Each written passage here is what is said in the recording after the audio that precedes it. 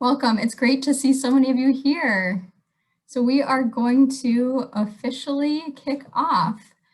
My name is Danielle Lund, and I serve as Associate Director of Digital Engagement for the Alumni Association at Mount Holyoke. I use she, her pronouns. And just want to say happy reunion to all who are celebrating this year. It is great to be with you all in this virtual format.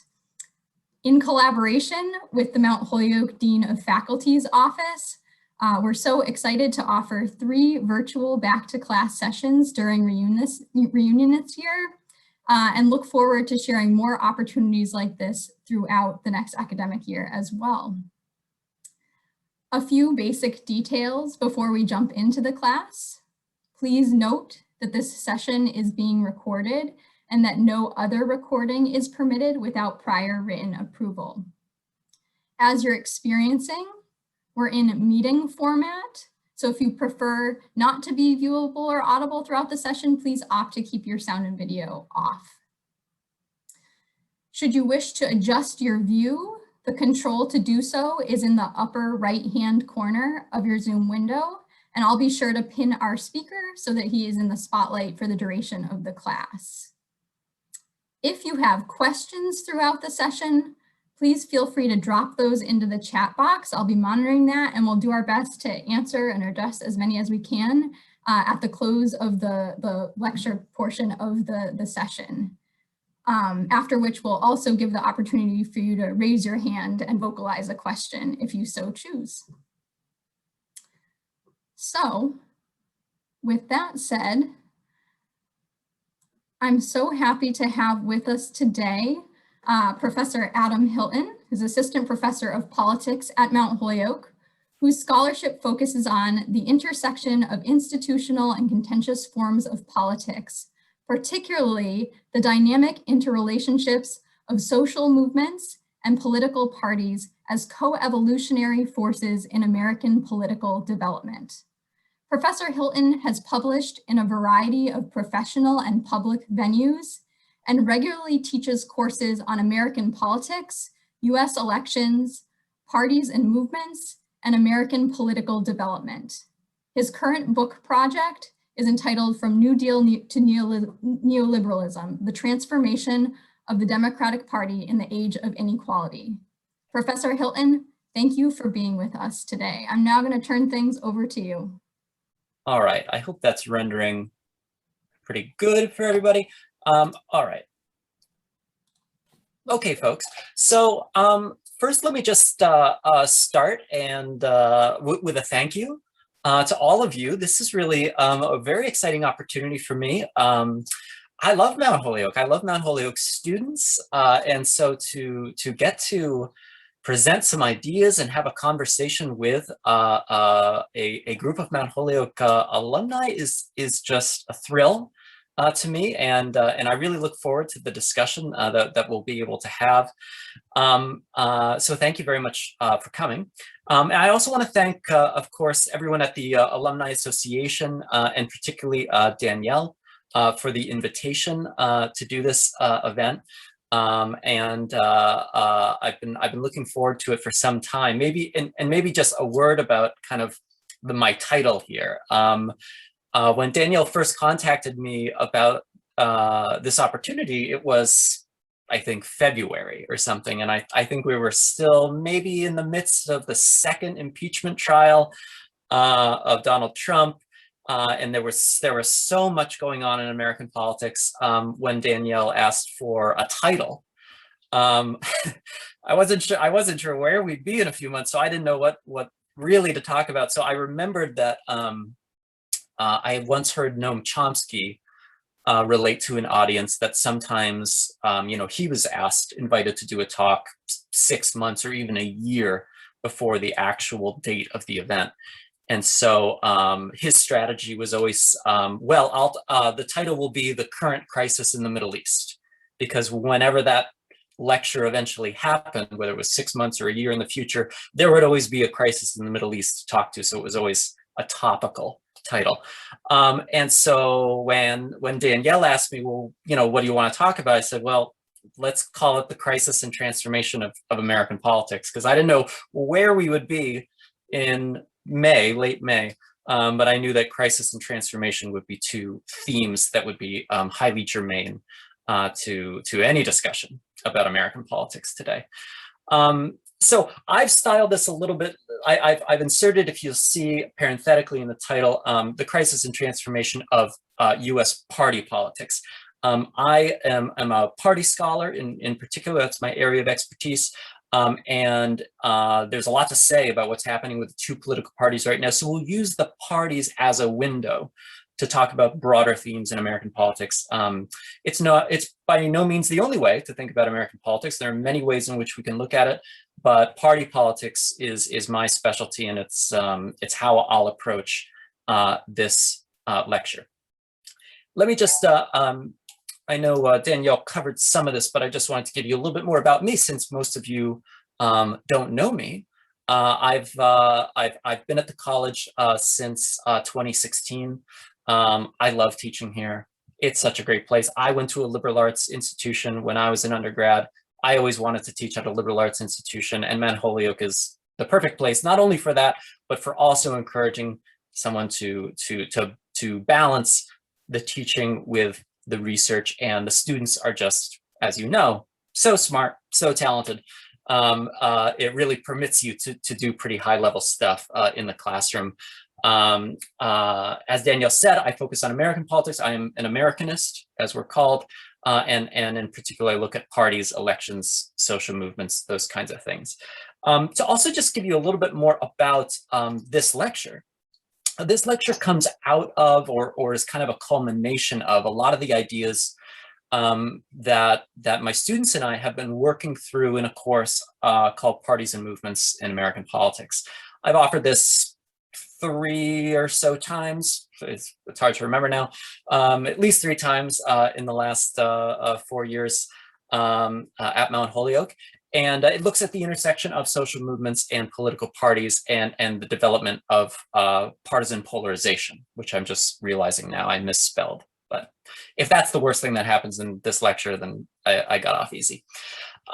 Those ideas have also culminated in a book that I've actually just published, just came out, the title of which you see here, True Blues, The Contentious Transformation of the Democratic Party, that looks at how social movements have related to the Democratic Party and transformed the Democrats since the 1960s. So, you know, you don't have to buy it, but if you want to learn more about this kind of stuff that I'll talk about today, that's a potential source for you. All right, so with that said, let me get on to a little bit more of kind of the content of this lecture. So American politics is seemingly at some kind of crossroads. We have here 2 ways of thinking about it. On the left-hand side, many people right now are looking at the current moment as a crisis for the Republican Party, and the crisis for the Republic, broadly speaking. The turbulence and the disruptiveness of the Trump presidency over the previous 4 years culminated unbelievably, but somehow in retrospect, totally predictably culminated in violence and riot and insurrection. There you see Trump supporters storming the Capitol on January 6th. And meanwhile, as this kind of crisis is going on, as the Republican Party seems to be transforming and jeopardizing the stability of our polity.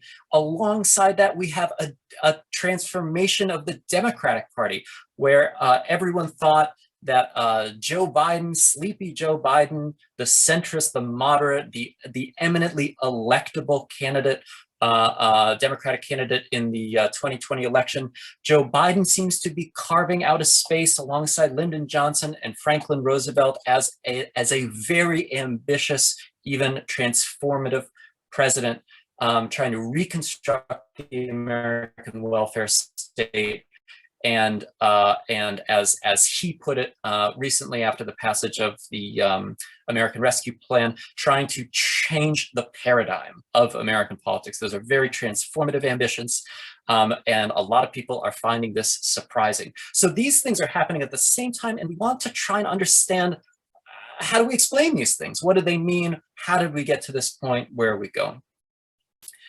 Well, there are competing explanations out there for both of these transformations, but we can certainly pick up on a couple themes when we look at this stuff and read what people are saying about it.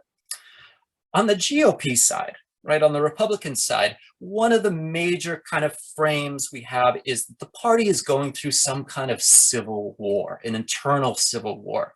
Arguably, you could begin that civil war with the Tea Party insurgency that we saw during the Obama years, surging into especially the House of Representatives, but also the Senate during the midterm elections of 2010, continuing on through the 2012 election and the 2014 election.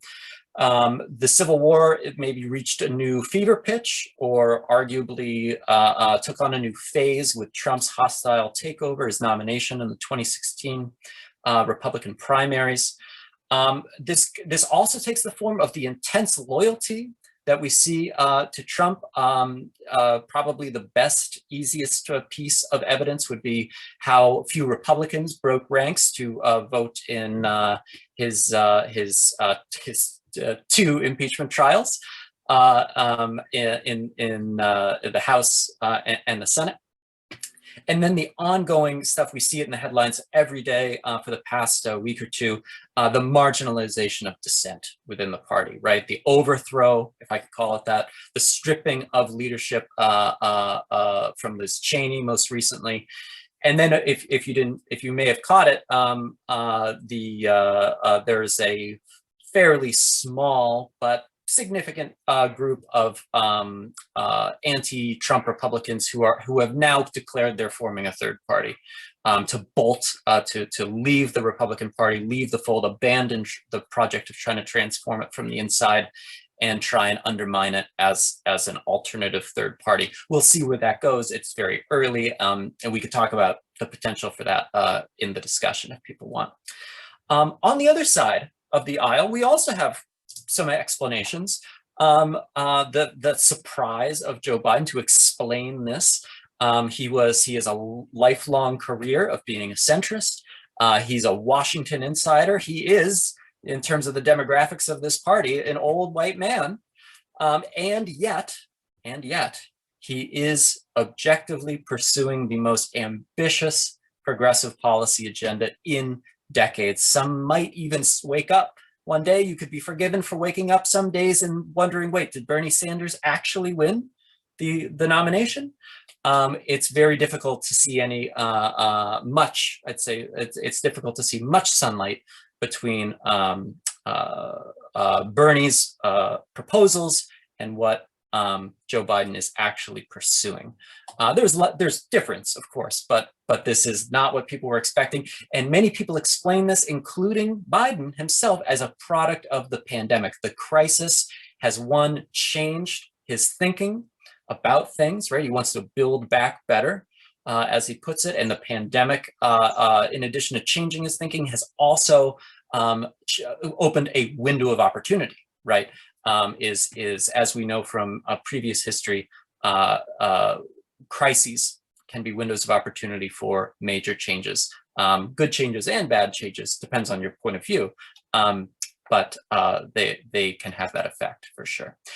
But here's the case I'm going to make. There are some problems, limitations to these popular explanations. In terms of thinking of what's going on with the Republicans as a crisis in the GOP, well, if that's true, then this would be, as some people have put it, a very civil war. There is actually no viable anti-Trump opposition in this party at all. The exceptions prove the rule, right? For those few members of the House or members of the Senate that voted for Trump's impeachment and conviction back earlier this year. They were sanctioned by their home state parties. Primary challenges have already been announced against them. Liz Cheney, as I mentioned before, has been stripped of her leadership position. There's actually just no room for an opposition within this party. So if that's a civil war, that's not much of a civil war, right? That's not a 50-50 evenly divided party. That's about 99% versus 1%. Party unity remains largely intact. There are, in fact, I'd argue, no serious policy or ideological splits in the party at all. The point of friction is over loyalty to Trump, often through the proxy of, was the 2020 election stolen or was it not stolen, right? The big lie. There's a little friction around that, but when there is friction, those people are promptly marginalized. There are no serious policy or ideological splits. On the other side of the aisle, there's also a problem with how we're understanding what's going on with the Democratic Party. So the narrative of the not so surprising, or the narrative of the surprising Biden should maybe be considered a little bit more carefully, because there are some things that aren't so surprising about this. Biden is a centrist, for sure, but Biden is at the center of a left-shifting party, and he moves to the left to stay in the center, right? We saw that the 2016 Sanders insurgency was really surprising, especially to Hillary Clinton. If you read her book, What Happened, that explained the outcome of the 2016 election, over half the book is just about how blindsided she was by the success of Bernie Sanders in galvanizing a much more, economic populist kind of base in the Democratic Party. In other words, the base was already there, it just hadn't been activated. Sanders seems to activated them, and now we have Alexandria Ocasio-Cortez, we have Rashida Tlaib, we have the Squad, which now in the 2020 election is now growing. We also, if we go back and we actually read the party platforms, something, a research project I did with a student, we published our findings at the Washington Post. The platforms of the Democratic Party, who are mostly written by the base, by activists, by interest groups, people really closely associated with the party. These have been shifting since way back, since 2004. They have been shifting towards prioritizing, redistribution, economic equality, those things in a very strong way. So just because we haven't heard presidential nominees saying this stuff, John Kerry, Barack Obama to some extent, Hillary Clinton to some extent, but then, but the actual base of the party was probably moving further to the left than were the party leaders at the time. And again, just to visit a comment I made before, to revisit it, previously, bursts of progressive policymaking actually happen under centrist presidents responding to crisis. So again, Lyndon Johnson, who was certainly no liberal, I mean, not in his career prior to being president, and Franklin Roosevelt, a progressive for sure, but pragmatic, and responding to the Great Depression in whatever seemed to work, and is now famously kind of known to be a liberal. But these were pretty centrist, mainstream, old white men kind of presidents. So President Biden's transformation maybe shouldn't be so surprising. So again, so if these are the problems, well, how did we get here? If these are the problems with the popular conception, how should we be thinking about how we got to this place? Well, I'm going to tell you a tale of two parties. That tale has kind of two major characteristics to it. One is the characteristic we talk a lot about in classes that I work on about parties, is the concept of party asymmetry. The Democrats and the Republicans are not mirror images of each other, right? This is a conception we get from thinking of left versus right, and there's one party on one side, one party on the other. But it kind of assumes that they're just mirror images of each other. They're just on different sides of the political spectrum. But in fact, when we think about this historically, when we think about how we got here, we find that the Democrats and Republicans have traveled really different and what I'll argue divergent developmental paths since 1945. They have split off and are moving in different directions. They are, to put it another way, fundamentally different kinds of parties, not just in terms of who they represent, not just in terms of their ideology. They're different kinds of parties altogether. The key factor in explaining this divergent developmental transformation has to do with the party's relationship with what we call outside surrogates, right? That is groups, social movements, activist groups, interest groups, nonprofits, advocacy organizations, media organizations. We could go on. But all those things that we usually distinguish as not being formally part of the party, right? That's not like Fox News isn't actually part of the Republican Party. MSNBC is not actually attached to the Democratic National Committee. But we know that those things orbit those parties, right? Those media organizations are part of those parties in an informal sense. Those are surrogates. They play party functions. It's not all they do, but they play party functions. They are surrogates for the party. And so when we look at these, the relationship of the parties to these surrogates, the Democrats over time have developed durable connections with surrogates from really early on, right? The 1930s really is where I'll begin the story. On the other hand, the GOP lacked any viable surrogates to connect with until pretty late, or I should say, till recently, the 1980s, really. And so they built their party organization instead. That was their source of strength, not surrogates, but building, but if you will, not outsourcing their functions to surrogates, but pulling them in and building party capacity inside their own organization. So those are the differences. Those are the critical differences we want to pay attention to. Let me just begin with a little background. Like, this is the kind of theoretical section. So now we've got what we want to explain. Now I want to tell you a little bit about the concepts we'll be using. Let's just start with an obvious one. What are political parties? If we're talking about that, what are political parties? Well, here's a way of kind of schematically and fairly simply modeling where parties are in politics. So parties, we can think of them as mediating institutions, right? No other kind of organization or institution even does this. Parties are pretty unique in that they bridge, kind of have a foot in either camp of society on the one hand and the state on the other, in government, right? So they connect social groups, here indicated by these little circles with G's inside them. These are groups that we find in society. They connect those social groups with governing politicians, right? Indicated by the circles with P's inside them here.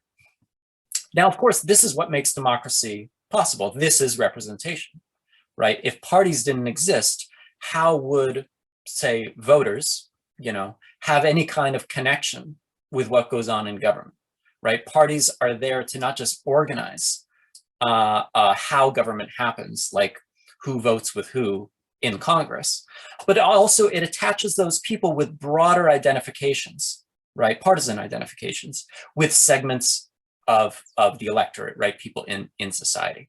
So that's what parties are. Parties play that role. But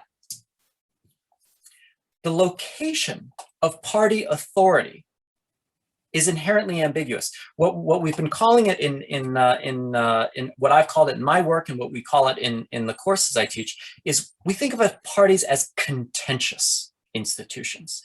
Because they are both in the state, they're in government, and they're in society at the same time, it's not exactly clear who's in charge, who runs this party, right? Who is the true source of authority and legitimacy?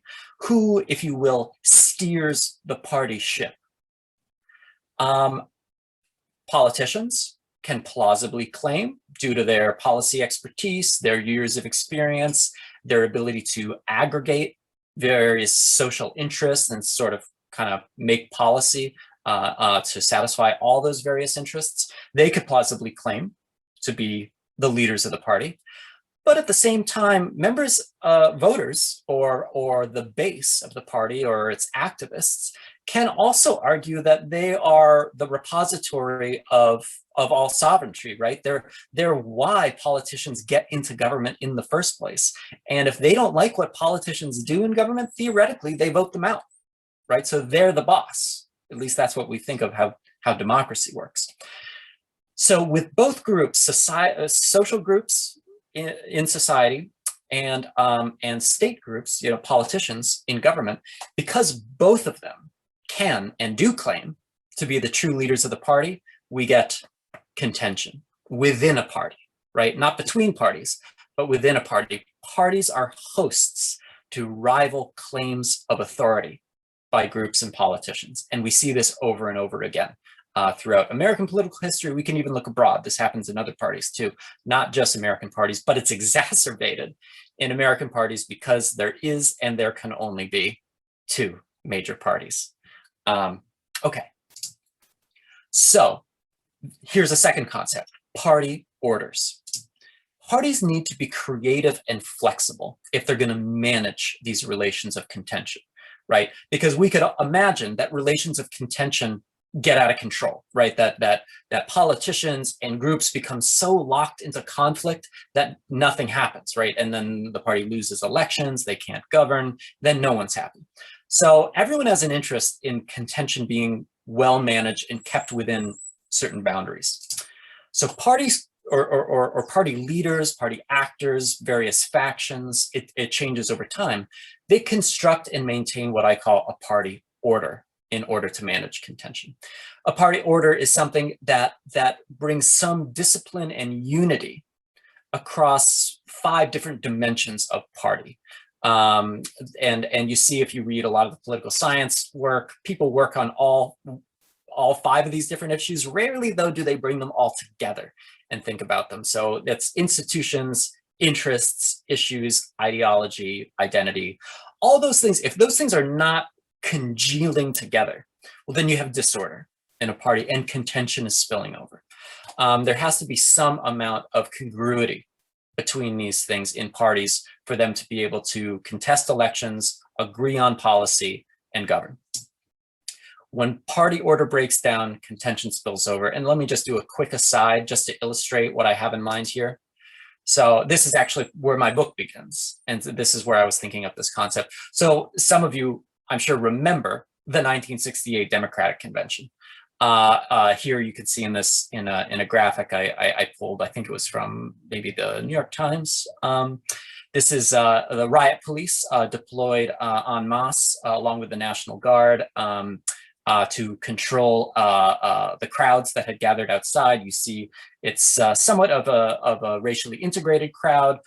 This is in the midst of the civil rights crisis in the United States, and of course the anti-Vietnam War movement, which is probably foremost on the minds of many of the protesters. And it was night after night of nationally televised violence going on at and inside the convention. So there was a disruptive challenges, again, posed to here are all the 5 I's, right? The nomination system, which nominated Hubert Humphrey, vice president at the time, without him winning any primaries. That was questioned as being undemocratic. It was questioned by civil rights and anti-war groups. Those are the new interests coming in. They were opposed to the Cold War policy framework that was pressing the United States to double down in the Vietnam War. It set ideologically liberal doves against more conservative Cold War hawks. And the identity of the party was at stake, right? The demands were that the party of civil rights domestically, which the Democratic Party had already become after Lyndon Johnson signed the Civil Rights Act of 1964 and the Voting Rights Act of 1965, they wanted the party of domestic civil rights to reconcile its policies with the obvious human rights abuses that were going on abroad. So those are the basic concepts we'll use: contentious institutions and party orders. So now let me reframe the argument. So the current crisis and transformation of American politics is rooted in the distinct ways that Democrats and Republicans have managed internal party contention. They both are contentious institutions. They both construct party orders to try and manage that contention, but the ways in which they've done that have differed dramatically over time. Over decades, Democrats and Republicans have built divergent party orders as a result of their relationships with outside surrogates. So let me dig into this a little bit. So the Democrats have built what I call an advocacy party order. Since 1935, Democrats have relied on movements and interest groups to act as party surrogates. So why do we begin in 1935? That was the Wagner Act, passed the National Labor Relations Act, passed in 1935, which legalized collective bargaining, and then the unions, the massive growth in unions in America's industrial sectors, poured their energy into re-electing Roosevelt in 1936.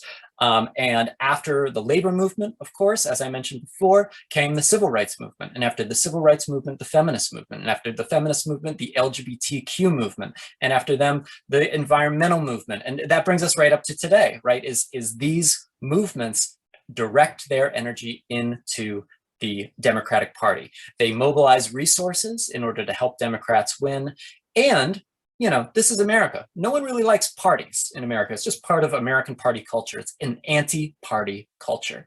So what the things that movements do is they actually give parties like legitimacy. Because parties are aligned with movements that we do care about, we vote for these parties, right? I vote, say, one could say, I vote for the Democrats because I'm a feminist. I vote for the Democrats because Black Lives Matter. Or I vote for the Democrats because I care about the LGBT community, something like that, right? Those are, you're not voting for Democrats because you're a Democrat, full stop. You're voting for the Democrats because they have aligned themselves with causes, with movements, with surrogates, right? Consequently, since the 1930s, the Democrats have neglected to invest in their party organizations. Why build in in-house capacity when you've already basically outsourced those functions to non-party groups, right? So there was a trade-off here, or what an economist would call an opportunity cost. By outsourcing so many of their functions to these groups that wanted to associate with the Democratic Party and benefited in many ways from allying with the Democratic Party, the Democrats, it was redundant for them to build a lot of this in-house capacity, so they didn't. Democrats compensated for their hollow party, it's a way of putting it, their hollow party structure, because it was there, but there was not much inside of it. They compensated that with advocacy, right? With speaking to and drawing in mass movements for social justice, as they've done over the previous 50, nearly 100 years now. Let me give you just a quick little case study in this to illustrate this. So President Barack Obama embodied this better than any president who'd come along previously. Obama was what I call an advocate in chief. Institutionally, he spun off his own personal advocacy organization called OFA, as you see its button here, Organizing for Action, unconnected to the DNC, right? They neglect their party. They don't build the party. They build these offshoot organizations. OFA would hold listening sessions with activist groups. There was more outreach and liaisoning with groups than with Democratic associated groups than ever before. Obama would fold their signature issues onto his agenda. As you can see here in the picture, OFA sold t-shirts on their website, and you can see it just listing off all the core items on Obama's agenda, right? Climate change, economic opportunity, gun violence protection, healthcare, immigration reform, marriage equality, women's rights. There could be more. They run out of room on the t-shirt. But those were issue items associated with the Democratic Party, and Obama would take them and reflect them back in order to draw support to his agenda. The party defined a new coherent progressivism focused on these issues, and the identity of the party unmistakably became multiracial, urban, cosmopolitan, identities that have continued to persist under President Biden, who has, not only Kamala Harris in the vice presidency, but also a cabinet, as he sold it, that looks more like America than ever before. Let's cross the aisle. If the Democrats have built an advocacy party order, the Republicans have built what I call an authoritarian party order. In contrast to the Democrats, the GOP have few mass movements to use as surrogates prior to the 1980s, right? From the 1930s to the 80s, while the Democrats had labor unions, the civil rights movement, and the beginning of the feminist movement, the second wave feminist movement, the Republicans didn't have anything like that, right? It wasn't until the 1980s with the rise of the religious right, with the Christian right, that they found something like that. Instead, the Republican Party was very close to business, right? The business community, but that's not where the most people are, right? That's not a mass movement. That's a fairly narrow sector of the population. So consequently, the GOP invested heavily in building its own party organization, whereas Democrats, right, they're outsourcing everything to surrogates. The GOP is building all that stuff in-house. They're training personnel, they're building massive voter files, and they're expanding the kind of nuts and bolts state and local organizations all around the country, particularly in the South, right, through this period, where the Republican Party had been persona non grata since the end of Reconstruction. Over time, we get to the present, Republicans have built a well-oiled party machine. That well-oiled party machine eventually did find its mass base to act as party surrogates in the Christian right, and then later in the 90s, the conservative media ecosystem, everything from Rush Limbaugh and talk radio, and now satellite radio, to the rise of Fox News and the larger Murdoch empire. The combination of mobilized surrogates and robust party organization created a potent and dangerous mixture, right? So in contrast to the Democrats, right, the Democrats have a hollow party organization with its network of surrogates, right, to make the advocacy party. The GOP is a different combination, right? It's robust organization and mobilized surrogates. And that's dangerous because surrogates can not only influence the party from the outside, they colonize it, right? They could take it over. They could grab hold of that machinery itself. Democratic Party, there's basically no machinery to grab onto. It's hollow. There's nothing there. All these conspiracy theories for 4 years back, 5 years back, that the DNC sabotaged Bernie Sanders' ability to beat Hillary Clinton in the 2016 primaries. No, DNC has no capacity to do that at all. They are a shell, really. They do important stuff for sure, but they play a really junior partner role compared to the RNC and the Republican Party. Although, of course, the Republican Party actually can't block a nominee either, which we learned in 2016 on that side of the aisle. Rather than neglect their party organization, GOP presidents have traditionally sought to dominate them. Again, another thing that distinguishes Republican Party presidents from Democratic presidents. Democratic presidents neglect. They leave the party alone. They don't need the party. They have the advocacy groups. They have the surrogates. Republicans instead try to dominate these things. Trump was only the most extreme example of a tradition going actually all the way back to Eisenhower, Nixon, and Reagan. They all tried to do this. Trump was actually arguably better at it than any of them did it. What really distinguished Trump was his extreme personalization of the party, right? It was about loyalty to him as a person. And the public wrath he would inflict on people via Twitter to marginalize dissent within the party. So here's the case study of the authoritarian in chief. If Obama was the advocate in chief, Trump was the authoritarian in chief. Institutionally, he had a robust organization to work with, and he dominated that organization completely. In terms of interests, the interests were mostly the same. The Christian right, well represented, especially with Mike Pence. The business community, very well represented through the tax cuts and the deregulation that was pushed largely by Mitch McConnell in the Senate, and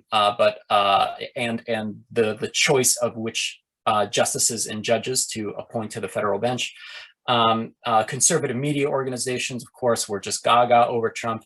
And then we could add to this what we might call the status threatened, which is how political scientists have come to understand the nature of the Trump vote, right, is a little bit more robust than just the white working class narrative. We've really found when we ask these people, what bothers you? Why are you voting this way? We've decided to call it status threat, right? It's usually not direct economic deprivation. It's usually not something so clear as like they're reacting to globalization. It's a bigger sense of, if you will, the world I knew is gone, and I am now a stranger in my own land. To borrow a very popular title of a book. Issues, well, it beats me, folks. I mean, yeah, we could talk about immigration. We could talk about that kind of stuff. There are no issues. The 2020 Trump reelection did not issue a platform, the first time in Republican Party history since 1856. The party did not issue a platform. It had no issue agenda. Its issue agenda, later a White House memo, said the agenda is to support the president. So support President Trump, his effort to make America great again. That's the issue. Okay, those aren't issues as far as political scientists are concerned, but it fits with what we know about the authoritarian party order. Ideology, not just conservative anymore, it is now far right, which is a designation political scientists make about extremist parties in Europe that usually are not governing parties, but are so extreme, usually anti-immigrant, that they don't win election. And then finally, the identity of the party is completely Trumpian. It is white, it is masculinist, it is Christian, it is conservative. Okay, so I've given you these new concepts. I've kind of told you a little bit of a historical story about why we've got here. So let's think about the implications of this before I wrap up. President Biden's personality and the event, the crisis of the pandemic, these are important for explaining the democratic transformation. Of course they are. In fact, Biden is probably pulling this off to a much greater extent than Bernie could have, because of their personalities, because of Biden's leadership skills, because of his experience in high-level negotiations, being not just a longtime senator, but also a vice president. That matters. It also mattered that Lyndon Johnson had been in the House, in the Senate, in the vice presidency, and the presidency, right? In order for him to negotiate what he did. But those things are important. I don't want to dismiss this, but his quote unquote surprising embrace of progressive politics can actually be seen as the logical response to the advocacy party order that he now leads, right? The party is headed left. Some of my more radical students are always skeptical to hear that, but it's actually happening. We're actually recognizing it. The question is, will it win them more votes? I'm not sure that it will. It depends on many things. But just heading left doesn't necessarily mean there's an untapped reservoir of left-leaning votes. It's more complicated than that. In terms of the Republican crisis, rather than being in the midst of a civil war or a breakdown or a crack-up, which are all three terms I've taken from titles of very popular books about the Republican Party right now, I'd argue that from my framework that I've presented here, the Republican Party is actually probably more tightly ordered and contention is more well-contained than at any point in the past few decades. This is a well-structured party, and it is tightly structured. That well-oiled machine is dedicated to Trump and his agenda from top to bottom. I don't know if Trump will make a kind of return to be the presidential nominee in 2024, though we can talk about that if people want. But what I know for sure is that whoever that candidate is will have to pay homage to Trumpism and have to say that the 2020 election was stolen. So the GOP is not in the midst of a crisis. It is actually deeply, completely mired in Trumpism, and I don't think there's any sunlight. Oops, sorry, I didn't mean to do that. Okay, so democracy in the United States is at a crossroads. Is kind of where we began. I don't think I'd disagree with that. the threat is real, but it's not from Trump as such. I think from a party perspective, a way to think about it is that the real danger lies in an authoritarian party order, right? There is an authoritarian party in a democracy. We're in, if you will, a fairly unprecedented situation here. It's also been growing a long time. It began long before Trump. It began long before the Tea Party. It goes back to, in some ways, Eisenhower. I mean, it's not Eisenhower's fault, but this is where the authoritarian kind of party began to be built. Presidential domination, building a robust party organization in-house without surrogates to rely on, and then probably Reagan more than with Eisenhower, but then the marriage of that robust organization to a very conservative, well-mobilized movement in the Christian right. That's where the story really takes off. This makes a civil war, that framework, the civil war inside the party, that's necessary, right? But it's not happening now, and it's unlikely to happen, at least until sustained electoral punishment comes along. This party needs to lose, and lose badly, in order to empower that small minority in the party that might have doubts. Actually, it's probably not even a small minority. I think the GOP, there are probably many members of the GOP that have significant doubts about the viability of Trumpism going forward, or the danger it poses to our political institutions.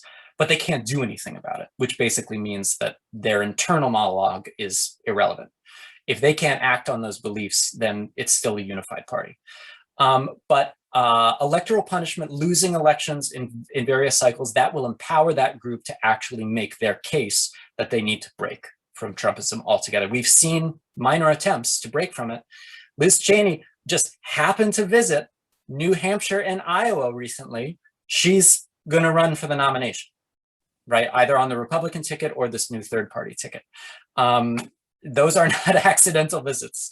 She's planning to mount her descent on a larger forum. But the party is not in a civil war now, and I don't foresee that, at least not before 2024. Meanwhile, Democratic power hangs by a thread. It is precarious, right? We know the Senate is nearly perfectly divided. No matter how they play their cards, they're really likely to lose control of Congress in 2022. The margins are just not big enough. So what remains to be seen is to what extent Biden's reconstruction of the American welfare state, which is really ambitious and proceeding at a breakneck speed, whether that can actually redeem public trust in institutions, that feeling of alienation that Trump was able to draw on for his own power, for his own presidency, that is based on a deep distrust of American government, that it is not responsive, that it does not, quote unquote, look out for people like me. If he can change their minds, that might dissipate some of the power the Republican Party has right now, and maybe solidify some of those Democratic majorities. And I thank you very much for listening to my comments, and I really look forward to our discussion. So thanks again. Professor Hilton, thank you so much. And I've seen a lot of exchange going on through the chat, a lot of questions come through the chat. So I'm going to do my best to try to cluster some of those and raise them for your consideration and remarks. So one theme that I saw in the question revolves around two parties. Why do you think there can only be two parties? Somebody mentioned other countries have multiple parties. Why not the US? So can you expound upon your thoughts there? Yeah, sure. In fact, I drill my students on this because, you know, Americans, you travel abroad, you're asked this question if you start talking politics. Well, why only two parties? What's wrong with you Americans? Why do you? I did my degree in Canada, which has what we call the 2.5 party system. They have two dominant national parties, and then they have significant regional parties, right? Based especially around, you know, the special cultural status of Quebec. But okay, so America has always had, so it's a little bit of a misnomer to say we have a two-party system, because of course there are minor parties, right? There's the Green Party, there's the Libertarian Party, there's actually dozens of minor parties. But we have two effective parties, we call it that. So it has a lot to do with how our election rules work. Is we have single member districts, we have winner take all elections, and whoever gets the most votes wins the whole thing, right? That's a winner take all election. Most other democracies, we all began that way, right? And that's the way the UK is still that way, Canada is still that way, and India is still that way. But that's it, folks. Every other democracy has moved away from this old, decrepit, kind of 18th century way of organizing elections. They've all moved to some form of multi-member districts and proportional representation. And when you change the rules, you change the outcome, you change how the game is played, right? And so in those other things, so those other systems, they're not winner take all. A winner take all system basically means there are going to be two parties, two dominant parties. Because if you try and vote for another party, you think your vote is wasted because your minor party has no chance to win. Or you have, for those of you, of course, most people in this audience, unlike many of my students, you'll remember what happened in Florida in 2000 when enough people voted for Ralph Nader and the Green Party to make up the difference between George W. Bush and Al Gore's vote totals, right?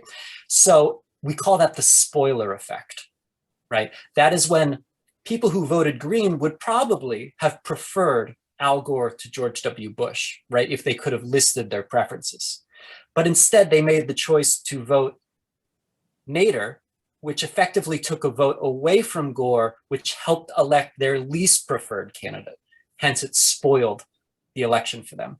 So the wasted vote effect and the spoiler effect are basically pretty strong psychological mechanisms that keep people from voting for third parties in two-party systems, right? The exception is, like we see in the UK, in Canada, and in India, when we have really significant linguistic and cultural distinctions across regions, right? Then you'll have like a dominant regional party. So, the QP is the dominant party in Quebec, right? Or the NDP sometimes wins elections in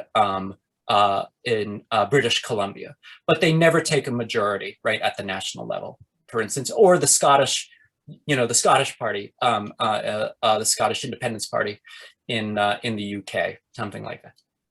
So until we change the rules, right, and we need the two parties to agree to change the rules. Until we change the rules, it's going to be a two-party system. Thank you. I see a lot of conversation going around around the concept of gerrymandering. And one of the original questions that came through is, has gerrymandering wrecked democracy?